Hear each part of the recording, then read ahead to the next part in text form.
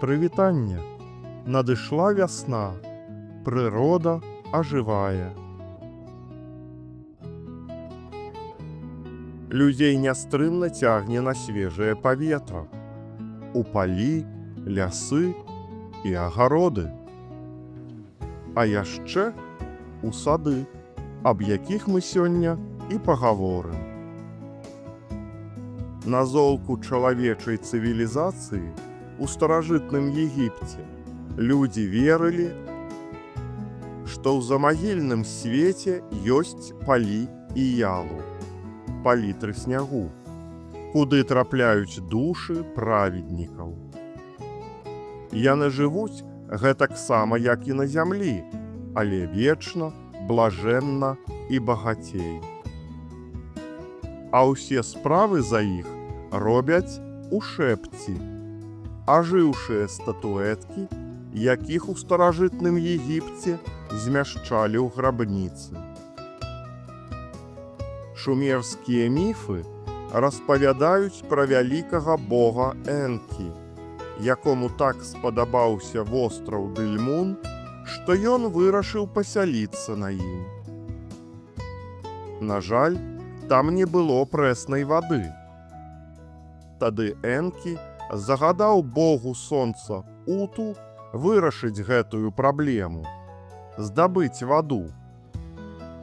На Дэльмуне забіла крыніца з прэснай вадой. Расцвілі дрэвы, зазелянелі лугі, расцвілі сады, наліліся збожжам каласы пшаніцы. Шумерскі паэт апісваў гэты востраў як месца, дзе ягня не баіцца ваўка, а леў нікога не забівае. У гэтым святым садзе, у якім невядомы смутак і смерць, жорсткасць і роспач, жывуць несмяротныя шумерскія багі. Адзіны чалавек у садзе – гэта шумерскі цар Зіўс-Удра або Утнапіштым. Энкі папярэдзіў яго аб надыходзячым сусветным патопе і загадаў пабудаваць вялікае судна, на якім ён змог выратавацца. А потым багі даравалі яму і яго жонцы вечнае жыццё і дазволілі жыць на Дэльмуне. У міф аб блажэнных выспах, размешчаных недзе на краі свету, верылі многія старажытныя народы. Старажытныя грэкі і рымляне лічылі, што далёка на захадзе ёсць востраў Елісій, на якім пануе вечная вясна. Туды трапляюць душы праведных людзей. Яны атрымліваюць асалоду ад жыцця, гуляючы па елісейскіх палях, вечна квітнеючым лузе, акружаным цудоўным казачным лесам. У нашыя дні прагуляцца па елісейскіх палях можа кожны чалавек, прыехаўшы ў Парыж. Так называецца цэнтральны праспект гэтага горада. Выспы блажэнных у кельтаў таксама знаходзяцца ў акіяне на захадзе. На іх пануе багацце і маладосць, а час спыніўся. У паданнях брытаў, якія засялялі Брытанію да англасаксаў, распавядаецца пра Авалон, шчаслівы востраў, дзе жывуць несмяротныя героі і чараўнікі. Цудоўныя яблыкі, якія там растуць, дораць неўміручасць. На гэты востраў фея Маргана перанесла смяротна параненага караля Артура. З таго часу Артур спіць на Авалоне. Але ў часе вялікай небяспекі ён прачнецца і выратуе Брытанію. Ірландцы распавядаюць пра выспу Бразіль, якую можна ўбачыць толькі адзін раз на 7 гадоў, калі вакол яе растае густы туман. Гэты міфічны востраў у Атлантычным акіяне нанесены на многія карты 14-17 стагоддзяў. Напрыклад, на мапу ў атласе Абрахама Артэліуса 1570 года. Існуе гіпотэза аб тым, што імя паўднёва-амерыканскай краіны Бразіліі паходзіць ад назвы гэтае выспы. Дарэчы, у Бразіліі жывуць індзейцы тупі-гуарані, якія вераць у існаванне выспы Іві-Мара-Эй у Атлантычным акіяне, якая нябачная для простых людзей, а трапіць на яе могуць толькі тыя, хто дасягнуў дасканаласці. На востраве жыве бог-стваральнік свету, які стрымлівае сіняга ягуара і вялікага кажана. Калі ён іх адпусціць, сіні ягуар знішчыць чалавецтва, а вялікі кажан праглыне сонца. Жывёлы і расліны на гэтыя выспе размаўляюць з чалавечаю моваю, а пералётныя птушкі прылятаюць сюды на зімоўку. З паўднёвай Амерыкі перанясемся ў сярэднявечную Еўропу. У тыя часы многія жывапісцы малявалі Маці Божую ў квітнеючым садзе.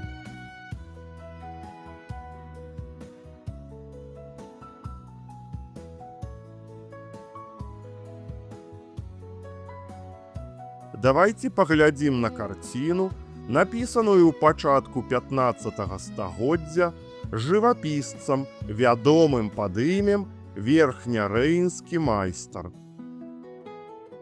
На мініяцюрнай карціне намаляваны куток квітнеючага саду, у якім адпачываюць Маці Божая, немаўля Хрыстос, арханёл Міхаіл і святыя. Маці Божая намаляваная ў залатое кароне.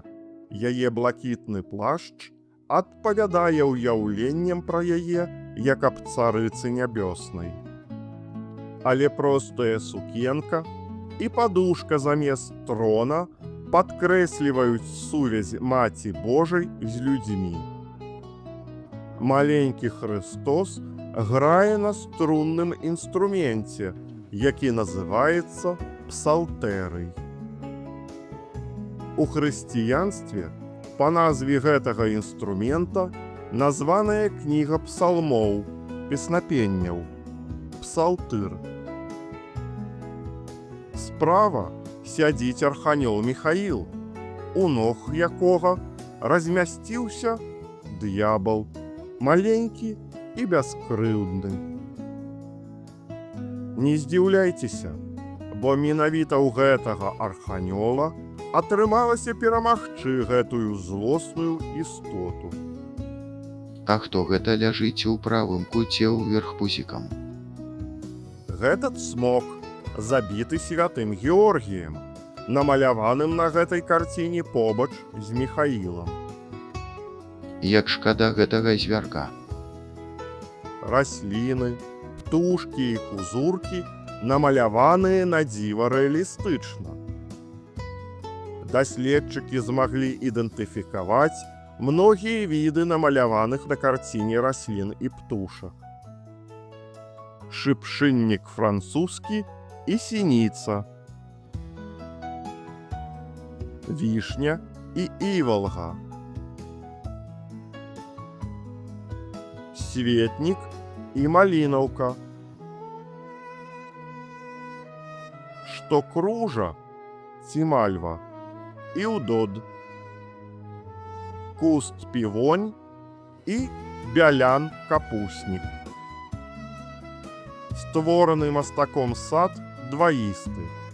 Ён спалучае ў сабе рысы раю зямнога, як мірнай ідыліі ў квітнеючым садзе, і раю нябеснага, як эдэмскага саду.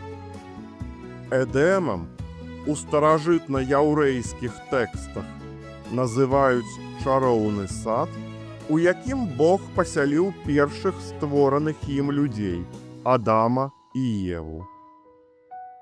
Дарэчы, некаторыя навукоўцы лічаць, што слова «эдэм» утварылася ад шумерскага слова «эдзін» – раўніна, якім называлася раўніна паміж Тыграм і Еўфратам у паўднёвай Месапатаміі.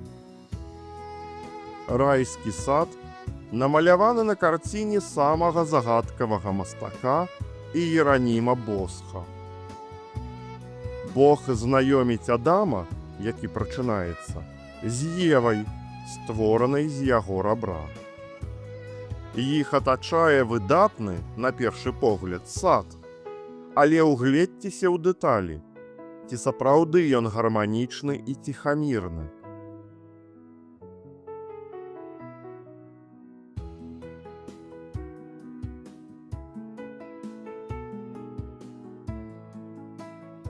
У райскім садзе мноства дзіўных істот. Збудаванняў, драпежнікаў, якія палююць, і рой чорных птушак. Можа, гэта прадчуванне будучага выгнання людзей з раю? Наадварот, на карцінах Яна Брэйгеля старэйшага у райскім садзе мірна ўжываюцца ўсе жывёлы. Львы, коні, лебедзі і шмат іншых. Гэты мастак вынайшаў новы жанр жывапісу – райскі пейзаж, за што сучаснікі празвалі яго райскім Брэйгелем.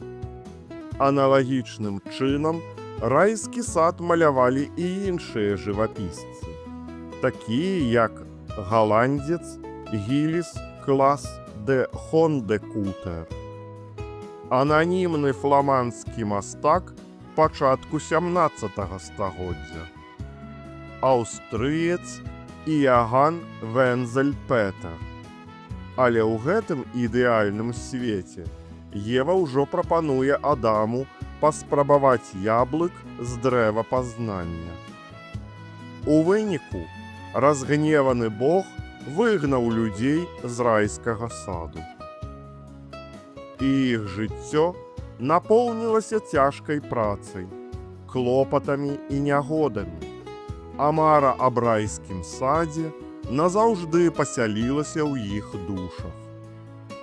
Фантастычныя райскія пейзажы – адна з любімых тэм у жывапісе. Пры жаданні убачыць малюнак райскага саду можна на старадаўніх кітайскіх пейзажах, напісаных на шоўку, на ілюстрацыях Эдмунда Дюлака, у кветкавых краявідах Густава Клімта ці на краявідах Міхаліны Янашанкі, якая пісала свае фантастычныя сады на адваротным баку шкляных панеляў.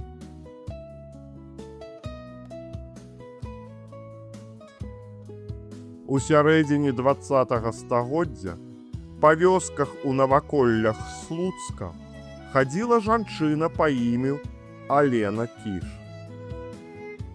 Яна зарабляла сабе на жыццё, малюючы райскі сад на дыванах. На простай, баваўнянай альбо льняной тканіне чорнага колеру у рамцы з яркіх кветак мы бачым птушак і львоў, раку з лебедзямі і квітнеючымі гарлачыкамі, ды шчаслівых адпачывальнікаў, юнакоў і дзяўчат. Пасля бязлітаснай вайны людзям, якія цяжка працавалі і бедна жылі, было так важна бачыць на сцяне сваіх дамоў яркае, добрае і заможнае жыццё. Да нас дайшло ўсяго 11 дываноў, распісаных Аленай Кіш, якія зараз захоўваюцца у музеі маленькага беларускага мястэчка Заслаўе. Нядаўна былы выкладчык фізікі Гарвардскага універсітэта Майкл Гілен заявіў, што біблейскі рай можа знаходзіцца за мяжой бачнага сусвету.